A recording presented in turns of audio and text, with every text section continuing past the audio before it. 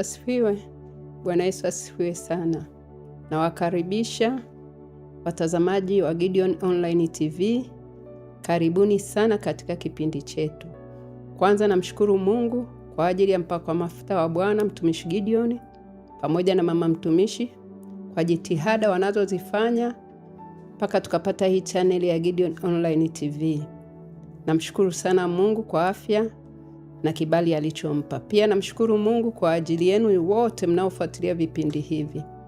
Leo nilioko hapa mbele yenu ni Martha Peter Masao. Ni mzaliwa wa Uru Rau. Na leo niko mbele yenu kwa ajili ya kuwaeleza magumu niliyopitia kabla sijaokoka na mpaka nikaja nikaokoka. Naomba mtege sikio, mnisikilize kwa makini, msichoke. Karibuni sana. Mimi kabla sijaokoka nilikuwa nauza baa. Nilianza kazi ya kuajiriwa. Baadaye nilipoona kwamba kuajiriwa hakufai, nikajiajiri mwenyewe, nikafungua baa yangu. Nilifungua baa ya bia, ya mbege na banana. Nilikuwa ninapata wateja wengi sana kiasi kwamba kwa wiki nilikuwa nateremsha banana crate 50 na zinaisha.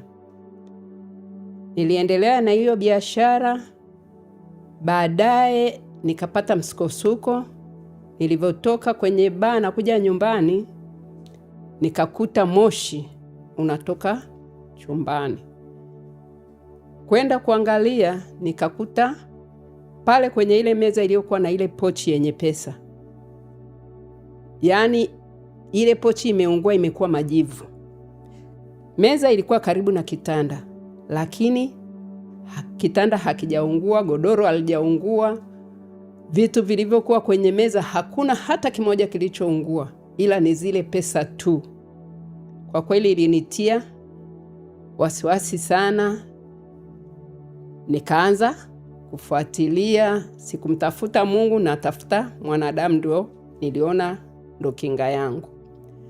Basi niliendelea kukaa hivyo, nikaja nikafungua baa nyingine ya pili ya mbege, ambayo hiyo baa nilikuwa nauza pombe moja ambayo inaitwa Moshi Tatu. Ni mbege lakini inaitwa Moshi Tatu. Iliitwa Moshi Tatu kwa sababu gani? Yaani ilikuwa ukichukua kile kilita, ukinywa pafu la kwanza, la pili, la tatu umelewa. Ndio wakaiita Moshi Tatu. Nilifanya ile biashara, ilikuwa ni kubwa, wateja ni wengi, nilikuwa napata faida. Nikaekesha pesa, nikawa nazificha. Nilikuwa naficha kati ya godoro ambapo si rahisi mtu kujua. Nilikuwa nimeshaongea na fundi tayari, akaniambia kujenga nyumba room 2 milioni inatosha. Ndio nikaanza kujidunduliza sasa. Nikafikisha 800,000, ndo nimeificha pale kwenye godoro. Sasa natafuta 200,000 ili fundi aanze kazi. Kitendo cha kukamilisha ile 200,000, naenda kuangalia ile pesa haipo. Nimeuliza kila mtu anasema hajashika pesa. Ndipo hapo nikashauriwa, naambiwa haya mambo yanayokujia sio bure, nenda kwa mganga. Nikapelekwa kwa mganga. Nilivyopelekwa kwa mganga, yule mganga akasema hili jambo ni kubwa, inabidi tuende kabisa Tanga Mzimuni. Tukafunga safari, mimi na marafiki zangu 3. Tukaenda mpaka Tanga. Tukaambiwa tununue mbuzi. Tukanunua mbuzi ikachinjwa, ikafanywa ile kafara. Tukaambiwa tunatakiwa tulale kwenye ile ngozi siku 7. Uchi bila nguo, ulale kwenye ngozi siku 7. Huku unapakwa zile dawa. Baada ya siku 7 tukawa tumepakwa dawa. Tukaambiwa sasa kinachofuatwa cha kupelekwa Mzimuni, ambapo huko Mzimuni ni kule kwenye machimbo ya Amboni plastiki kule. Ndio huko anasema Mzimuni. Na tunatakiwa tuwe na pesa zimechenchiwa, sio noti. Shilingi 500, sio zile za noti, hapana. Tukawa tumejiandaa. Katika kujiandaa ndo siku ambapo kesho yake tunatakiwa tuende Mzimuni. Mimi nilianza kuarisha usiku kucha, ninaarisha mpaka nikakosa nguvu. Ikabidi sasa waache ile kwenda Mzimuni mpaka niwe msafi. Wanasema huwezi kwenda kule kuwa mchafu, mpaka uwe msafi. Basi tukiwa tunasubiri muda wa kwenda Mzimuni, rafiki yangu akapigiwa simu, anatakiwa Moshi haraka sana. Akarudi Moshi. Baadaye tukaona ya nini kukaa, wote tukarudi Moshi. Tulivyorudi Moshi, yule mganga naye akarudi Moshi.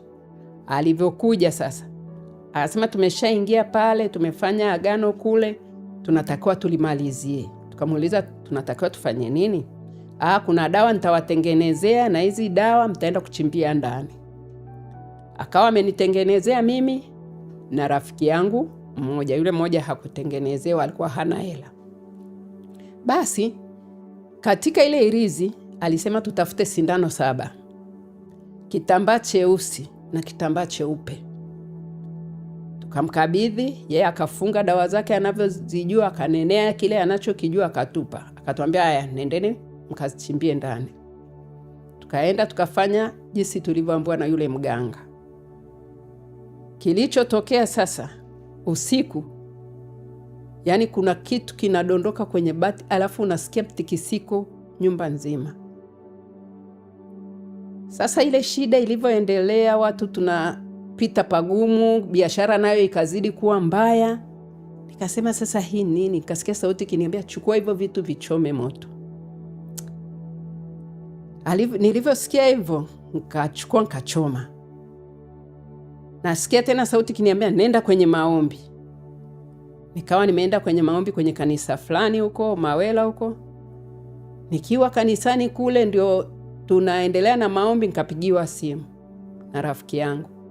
Akaniuliza uko wapi? Nikamwambia niko huku Mawela, nimekuja kwenye maombi. Akaniambia we toka huko, njoo huku Soweto. Nikamwambia Soweto kuna nini? Akaniambia kuna mtumishi kiboko. Nikamwambia mtumishi kiboko wa wapi? Akaniambia kuna mtumishi kiboko anakueleza kila kitu. Nikamwambia ni mlokole au? Akaniambia ni mlokole. Mimi kipindi hicho nilikuwa nachukia sana walokole. Sasa nilivyosikia ni mlokole nikakata tamaa, nikasema siendi. Lakini usiku nilivyolala nikasikia sauti kiniambia nenda. Nikamuuliza yule rafiki yangu huduma pale ni siku gani na siku gani? Akaniambia Jumatatu. Wakati huo kule Soweto ilikuwa Jumatatu, Jumatano na Ijumaa. Tukawa tumefunga safari Jumatatu, nikaenda. Nilivyofika pale kwenye madhabahu ya Soweto, nikakuta watu wanaabudu, wanasifu. Mimi sielewi kitu chochote katika kuabudu wala kusifu. Nabaki na washangaa. Wengine wananena, wengine wanafanya hivi. Mimi nabaki na shangaa maana sielewi hayo mambo. Basi tukakaa pale, mtumishi wa Mungu akaingia. Mtumishi wa Mungu ameingia. Nikaanza kusikia nywele zinasisimka. Nikaanza kusikia kizunguzungu, najisikia vibaya. Kaambia yule mwenzangu mimi najisikia vibaya. Akaniambia we subiri, kwani umeona nini? Nikabidi nisubiri. Niliposubiri sasa, mtumishi wa Mungu ameingia pale, anaanza kuhudumia watu na nini. Imefika zamu yangu, nimefika karibu yake. Kitendo tu cha kuanza kunihudumia, kwa kweli sikujijua niko wapi wala nilichokitamka sikukijua kwa siku ile. Basi baadaye mtumishi akaniuliza ni mara yako ya ngapi kuja hapa? Nikamwambia ya kwanza. Akaniambia una shida kubwa sana. Alivyoniambia una shida kubwa sana, ndipo aliponiambia kwamba kuna irizi nimepewa na inapumua. Na hiyo irizi ni agano katili sana, natakiwa nililete kanisani ili aje nisaidie. Basi nilipoambiwa kwamba natakiwa nilete ile irizi, nikamwambia sasa mtumishi nitafanyaje? Mtumishi wa Mungu akaniambia wakati utaenda ukiwa katika hilo eneo nipigie simu. Akanipa namba za simu. Nikawa tumeenda mimi na wale marafiki zangu kwenye ile eneo ambalo nilikuwa nimechimbia ile irizi.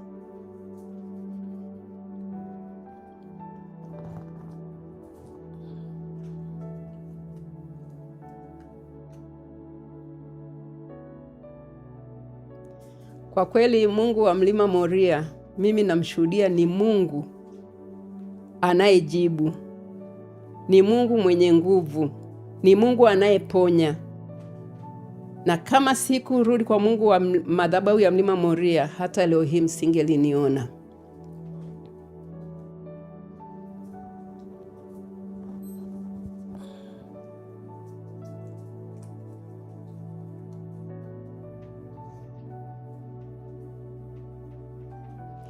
Kwa kweli neno nililonalo kuhusu madhabahu ya Mlima Moria.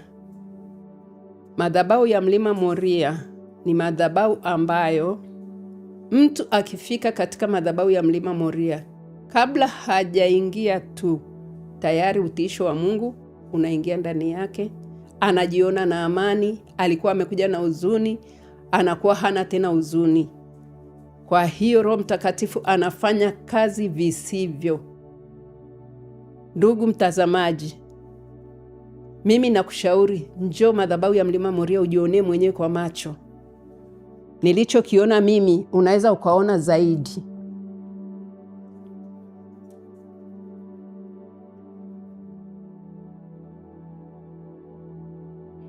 Gideoni ni mtumishi wa Mungu mpakwa mafuta wa Bwana, na mimi ninasema ni mtumishi wa Mungu aliyeitwa na Bwana kwa sababu ni mtumishi mpole, ni mtumishi anayejali tatizo la mtu. Unavyomweleza shida yako anaifuatilia kiundani, na unavyomweleza shida yako anakwambia andika maombi yako, anaenda nayo mlimani.